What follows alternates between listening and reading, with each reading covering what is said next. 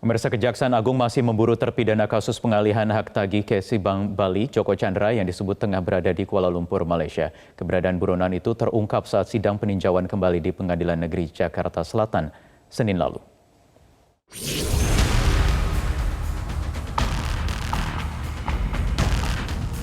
Mangkirnya buronan Kejaksaan Agung Joko Chandra di sidang peninjauan kembali di Pengadilan Negeri Jakarta Selatan untuk kali kedua pada Senin 6 Juli 2020 menguak fakta baru. Tim kuasa hukum Joko Chandra menyebut Dirut PT EGP tahun 1999 itu tidak bisa menghadiri sidang karena sakit dan sedang menjalani perawatan di salah satu rumah sakit di Kuala Lumpur, Malaysia. Mengupayakan bahwa Pak Joko bisa hadir ke Indonesia agar pelaksanaan PK bisa kita lanjutkan. Berdasarkan dari rumah sakit, surat keterangan sakit itu disuruh istirahat untuk 8 hari. Tapi agar lebih confirm, tadi kami mintakan untuk di 2 minggu agar supaya bisa benar-benar kesehatannya Pak Joko itu membaik sehingga bisa hadir ke persidangan. Jadi dipastikan bahwa keberadaan Pak Joko sekarang ada di Kuala Lumpur ya Pak? Ya, dia berada di Malaysia, Kuala Lumpur berdasarkan surat keterangan sakitnya. Ya, itu dikeluarkan dari Malaysia. Keberadaan Joko Chandra di negeri jiran, ironisnya baru diketahui Kejaksaan Agung. Bukan langsung bergerak, Kejagung baru berniat mengecek kebenaran informasi terkait posisi Joko Chandra. Kita perlu mengecek mungkin kebenarannya, karena hari ini kita juga baru terima surat itu, karena kemarin belum mendapat secara pasti dan mungkin jadi titik awal untuk pencarian DPO ini. Jika dilihat suratnya kan sama Pak dengan yang minggu lalu di Sama. rumah sakit. Dan apakah sudah ada pengecekan sebelumnya? kita belum terima, baru hari ini. Kemarin baru cuma ditunjukkannya ya. Baru diketahui sekarang ya? Baru hari ini. Ada eksekusi tangkap Jadi langsung saat ini. Di lokasi ya Pak? di lokasi. Sementara itu, Ditjen Dukcapil Kemendagri justru memberi data berbeda. Selama ini, Joko disebut ada di Indonesia dan tidak pernah pindah ke warganegaraan. Untuk dia menjadi WNI, itu ada naturalisasi, ada prosesnya. Untuk dia menjadi WNA, harus ada pelepasan kewarganegaraan. Sampai saat ini, dari Dukcapil kita belum pernah menerima pelepasan kewarganegaraan Joko Chandra. Kami juga sudah koordinasi dengan Kementerian Hukum dan HAM, belum ada pelepasan kewarganegaraan itu. Jadi kami di dalam database kita, Joko Chandra masih WNI. Terpidana kasus pengalihan hak tagih Bank Bali, Joko Chandra, sudah menjadi buron selama 11 tahun sejak 2009 lalu. Namun, data Ditjen Keimigrasian menyebut status buron Joko Chandra sudah dicabut sejak 2014. Kejagung baru kembali memasukkan Joko Chandra dalam daftar pencarian orang pada 27 Juni 2020, alias hampir 3 minggu setelah pendaftaran peninjauan kembali di Pengadilan Negeri Jakarta Selatan. Tim Liputan Metro TV. Ya, lalu apakah Direktorat Jenderal Imigrasi Kementerian Hukum dan HAM mendeteksi keberadaan buronan Kejaksaan Agung Joko Chandra di Malaysia? Untuk membahasnya sudah bergabung dari luar studio Dirjen Imigrasi Kementerian Hukum dan HAM, Joni Ginting. Selamat malam, Pak Joni. Selamat malam, Mas. Malam, Pak Joni, apakah... Selamat malam, Mas Wisnu. Iya, Wahyu, Pak. Pak Joni, apakah sekarang ini Ya, Mas Wahyu, Ditjen Imigrasi mengetahui keberadaan Joko Chandra ada di mana, Pak? Baik, Mas Wahyu, sebelum kita menjawab apa yang Mas Wahyu sampaikan, pertama-tama sebelum kita membahas lebih jauh, kami ingin menyampaikan ada yang menjadi tugas dan fungsi imigrasi terkait dengan pengaturan lalu lintas keluar masuknya orang ke Indonesia. Pengaturan lalu lintas ini diatur dalam Undang-Undang Nomor 6 Tahun 2011. Hal ini tidak semata-mata hanya untuk pengaturan lalu lintas orang, tetapi juga mengatur bagaimana menghadapi orang yang keluar masuk ke Indonesia yang bermasalah dengan hukum. Nah, berkaitan dengan apa yang disampaikan oleh Mas Wahyu, apakah Direktorat Jenderal Imigrasi Kementerian Hukum dan HAM mendeteksi keberadaan buronan Kejaksaan Agung Chandra di Malaysia? dari data yang kami punya, data pelintasan yang ada, Joko Chandra tidak pernah menggunakan jalur formal, yaitu melalui counter imigrasi yang ada di Indonesia. Jadi secara de jure yang bersangkutan itu ada di Indonesia. Tetapi secara de facto kita tidak bisa memastikan. Ya, kembali lagi kepada apa yang disampaikan oleh pengacara Pak Joko tadi. Kalau memang yang bersangkutan berada di Malaysia, ya kita mempercayai bahwa yang bersangkutan itu ada di Malaysia. Itu saja Mas Wisnu. Pak Jody, jadi Ditjen Imigrasi percaya Joko Chandra ini sudah lalu lalang tetapi tidak melewati jalur formal ya Pak ya? Dari pengamatan kami ya, tidak ada pelintasan yang bersangkutan keluar masuk Indonesia sampai sekarang ini. Kalau seandainya yang bersangkutan keluar masuk lewat jalur misalnya pesawat pribadi, apakah itu ada celah Pak untuk tidak melintas di jalur formal pemeriksaan imigrasi? Nah, untuk itu ini sangat baik apa yang disampaikan oleh Mas Wahyu. Untuk publik mengetahui, ya kan? Mas Wahyu tadi mengatakan kalau yang bersangkutan itu masuk ke Indonesia melalui mungkin charter flight ataupun dengan cara-cara yang lain. Ini harusnya dibagi dua Mas Wahyu. Satu, apakah yang bersangkutan datang ke Indonesia direct dari luar negeri atau sudah masuk ke Indonesia, baru masuk dari Indonesia, misalnya dari Batam ke Jakarta, nah itu dia sudah masuk penerbangan domestik. Nah kalau masuk penerbangan domestik, kita tidak bisa tahu karena yang bersangkutan itu tidak melalui pos imigrasi, counter imigrasi yang ada di bandara. Karena tetapi itu kalau sudah direct, masuk Pak? Di penerbangan domestik. Kalau direct pasti terdata kalau dari luar negeri. Lewat bandara Tapi manapun selama begitu ini ya Pak? tidak ada datanya, data pelintasannya tidak ada Mas Wahyu. Tidak bisa. Di bandara manapun pasti bisa terlacak begitu ya Pak ya, seandainya pun itu direct begitu penerbangannya. Nah, kalau itu kita bilang terlacak atau tidak, karena selama ini ya paspor yang dikeluarkan tahun 2007 yang berakhir tahun 2012 itu tidak pernah juga dipergunakan. Kemudian paspor yang tanggal 22 dan dikeluarkan tanggal 23 juga tidak pernah dipergunakan. Kenapa? Karena kemarin jam 5.15 kami menerima paspor yang dikeluarkan itu dikirimkan ke Direktorat Jenderal Imigrasi melalui dikirim atas nama di amplopnya itu atas nama Ibu Anita Kolopaking menyerahkan paspor itu, dan kami lihat dan kami teliti paspor itu tidak ada cap ke luar negerinya, berarti tidak pernah dipergunakan. Per tanggal 6 kemarin jam 5.15 sore.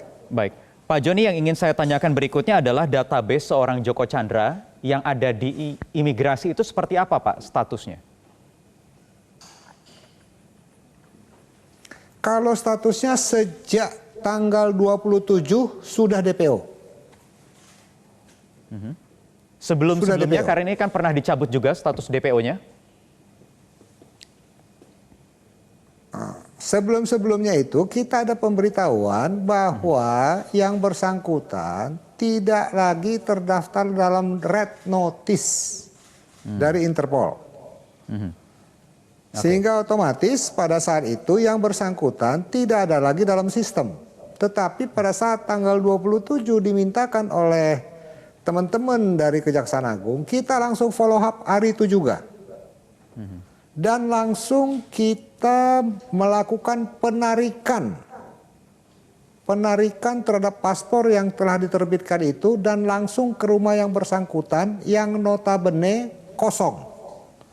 Dan Baik. surat itu kita serahkan ke RT dan RW. Baik. Sesuai dengan ketentuan, setelah kita melakukan penarikan, kita langsung mencabut 3 hari kemudian mencabut paspor yang bersangkutan. Baik. Dengan demikian secara otomatis yang bersangkutan tidak bisa lagi keluar dari Indonesia. Karena sudah dicabut paspornya karena berstatus DPO. Pak Joni, tahan sementara, saya ingin masih mendalami soal terkait prosedur DPO di database Direktorat Jenderal Imigrasi di Kementerian Hukum dan HAM. Sesaat lagi usai jeda kami akan lanjutkan kembali perbincangannya. Baik, kita lanjutkan lagi perbincangan bersama Dirjen Imigrasi Kementerian Hukum dan HAM, Joni Ginting. Pak Joni, tadi Anda sudah jelaskan bagaimana prosedur ketika seseorang berstatus DPO, kemudian paspornya dicabut ya Pak ya? Ya. Kalau menggunakan paspor benar, orang Mas lain, Wahyu. memungkinkan tidak Pak? Kalau menurut pengalaman atau berdasarkan pengalaman di Ditjen Imigrasi selama ini? Ya kalau memakai paspor orang lain dengan nama yang lain, wajah yang lain ya bisa lewat. Tapi kalau pakai wajah dia ya nggak bisa. Selama wajahnya tidak diubah, Ya nggak bisa. mungkin Mas Wahyu. tidak terdeteksi di imigrasi, walaupun menggunakan identitas lain misalnya. Maksudnya tolong saya kurang agak putus-putus tadi Mas. Iya, jika misalnya yang bersangkutan menggunakan Agak putus-putus identitas tadi, lain, Mas. paspor lain, tetapi wajahnya tetap wajah sebelumnya, Pak, memungkinkan tidak itu bisa terlacak di imigrasi?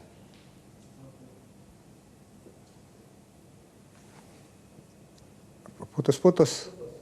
Gimana tadi? Pak Joni, bisa jelas suara saya, Pak? Dengar, Pak? Hah? Di sini? Iya, sekali lagi Pak Joni Ginting. coba ditanyanya Mas. Pak Joni Ginting, bisa dengar jelas suara saya, Pak? Halo? Iya, sekarang dengar. Oke, dengar. Pak Joni, seandainya... Sekarang dengar. Iya, wajah kan tidak berubah, tetapi menggunakan misalnya identitas yang lain. Mungkin tidak itu terdeteksi di imigrasi? Tidak mungkin. Karena kita itu kan selama ini seperti yang sudah saya sampaikan, yang namanya Joko S. Chandra itu tidak pernah ada dalam perlintasan kita di sistem. Nah kalau ditanya nanti yang begini, ya datanya nggak ada di sistem kita, itu nggak ada Mas Wahyu. Pak Jadi Joni, kami mau ketika menyampaikannya kan berdasarkan data dukung. berdasarkan data hukum. Baik, seharusnya ketika seseorang berstatus DPO atau buron, imigrasi itu harus menerima informasi dari mana terlebih dahulu, Pak? Kan kita menerima informasi dari Interpol, menyatakan Dari bahwa yang Interpol. bersangkutan tidak lagi dalam red notice Interpol. Otomatis itu tidak masuk lagi dalam sistem kita. Jadi dia bebas keluar masuk. Baik. Tetapi ya. itu kan dalam waktu yang terakhir. Bagaimana Pak? Ya, silakan lanjutkan, Pak. Jadi tolong begini ya. Jadi setelah tanggal 27 itu kan tanggal 8 yang bersangkutan itu kan bikin KTP. Dasar KTP itulah membuat paspor. Ya. Di dalam pembuatan itu dia tidak ada lagi dalam red notice. Kemudian tanggal 22, 23 keluar dia mengurus paspor. Ya. Tanggal 27 teman-teman dari kejaksaan membuat surat DPO. Setelah membuat surat DPO, kita langsung buat surat ke rumah yang bersangkutan untuk menarik dia punya paspor. Dan yang bersangkutan rumahnya itu kosong. Menarik paspor dulu, itu tahapannya. Ya. Ya, rumah itu kosong. Kita serahkan surat itu ke RT dan RW. Nah, setelah itu sesuai dengan ketentuan, setelah kita menarik orangnya nggak ada, kita menggunakan pasal 31, PP 31. PP 31, pasal 63, kita cabut paspor yang bersangkutan. Baik. Tanggal 27 itu. Kemudian tanggal 6 kemarin sore jam 5 kita mendapatkan kiriman paspor yang bersangkutan ditujukan ke Direktorat Imigrasi UP Dirwastakim. Setelah kami teliti, paspor yang dikirim itu adalah paspor yang bersangkutan. Tetapi dan seterusnya kami teliti lagi lebih dalam. Ternyata paspor itu tidak pernah dipergunakan. Berarti tidak melewati pos-pos imigrasi, tidak dicap. Oke. Satu lagi Pak terakhir Pak. Kecuali kalau dia memang dia silakan Pak Jadi satu lagi saya ingin tanyakan terkait ada dugaan yang bersangkutan ini mengubah status kewarganegaraan. Ada yang menyebut Malaysia, ada juga yang pernah menyebut Kuat sebagai warga negara Papua Nugini. Apakah imigrasi juga mencatat adanya dugaan-dugaan tersebut, Pak? Bukan dugaan, bukan mencatat. Itu memang laporan resmi dari kedutaan besar kita di Papua Nugini dan sudah beredar di media-media bahwa yang bersangkutan itu memiliki paspor di sana, di Papua Nugini. Cuman di dalam undang-undang kewarganegaraan kita pakai style aktif. Artinya setelah dia itu mengambil surat menerima paspor dari Papua Nugini, seyogianya dia menyerahkan paspornya ke kedutaan kita di sana, ke perwakilan kita. Baru dia mengajukan permohonan. Itulah style aktif, mengajukan permohonan untuk melepaskan kewarganegaraannya, kewarganegaraan Indonesia. Sampai sekarang permohonan itu tidak ada. Jadi karena kita tidak mengenal yang namanya stateless, berarti dia masih warga negara Indonesia. Kemudian oleh ombudsman di sana, coba nanti kita cek lagi dan recheck lagi, di revoke paspor yang bersangkutan itu, di revoke, dibatalkan. Oke, jadi harus ada inisiatif ya Pak, tidak serta merta berlaku ketika seseorang lepas kewarganegaraan itu tidak begitu ya? Ada tahap-tahapannya karena kita menganut yang namanya style aktif, dia harus mengajukan permohonan. Itu nanti pelepasan itu sampai keputusan presiden sebenarnya. Nah, untuk memperdalam itu nanti ditanya dengan stakeholder yang lain, apakah dia sudah mengambil oath apa belum di Papua Nugini, ngambil sumpah. Itu kan perlu diperdalam dan itu bukan domain kita. Ya kan, domain kita yang utama yang perlu saya sampaikan di sini adalah yang bersangkutan tidak ada dalam data perlintasan kita. Baik. Sebagaimana yang disampaikan oleh rekan kami tadi dari pengacara yang bersangkutan yang menyatakan bahwa yang bersangkutan ada di Malaysia. Silahkan tanya kepada pengacara. Karena bagi kami secara de jure beliau masih di sini karena paspornya tidak dicap. Tapi secara de facto yang bersangkutan di sana, ya silahkan Mas Wahyu ditanya sama yang memang memiliki kompetensi untuk menjawab itu. Baik. Dan yang terakhir Pak Mas Wahyu, kami ini menjalankan, sebentar Mas Wahyu, 2 menit aja. Kami ini melaksanakan tugas kami sesuai dengan amanat yang diamanatkan oleh undang-undang. Apabila ada oknum-oknum pegawai imigrasi ke depan yang bermain-main dengan ini tidak ada kompromi. Kami akan tindak dan kami akan terapkan yang namanya zero tolerance. Baik, termasuk juga memperketat prosedur atau birokrasi untuk pengamanan di lintas-lintas pos imigrasi, Pak ya? Lintas-lintas pos imigrasi ada beberapa macam ini. Ada laut, udara, dan laut, udara, dan darat. Ya. Tetapi ada juga pelintasan-pelintasan yang memang ada di perbatasan Kalimantan Barat, ada perbatasan di Kalimantan Utara, ada yang di Papua. Itu tidak ada petugas imigrasinya karena itu adalah Itu tidak ada petugas imigrasinya, Pak. Kenapa tidak ada pos imigrasinya di sana, Pak? Itu karena dianggap itu satu rumpun di sana udah biasa tradisional, lalu lintas tradisional. Apakah pos-pos itu yang bisa menjadikan celah Kan dimanfaatkan? satu Ya, apakah celah-celah Ya, itu bisa pos-pos saja, itu yang tapi bisa kan kita dimanfaatkan untuk spekulasi. menjadi perlintasan keluar masuk karena tidak ada pos penjagaan, Pak? Bagi kami itu by means of what he's doing itu debatable deh, Mas. Bagi kami di dalam data perlintasan kami yang bersangkutan tidak ada.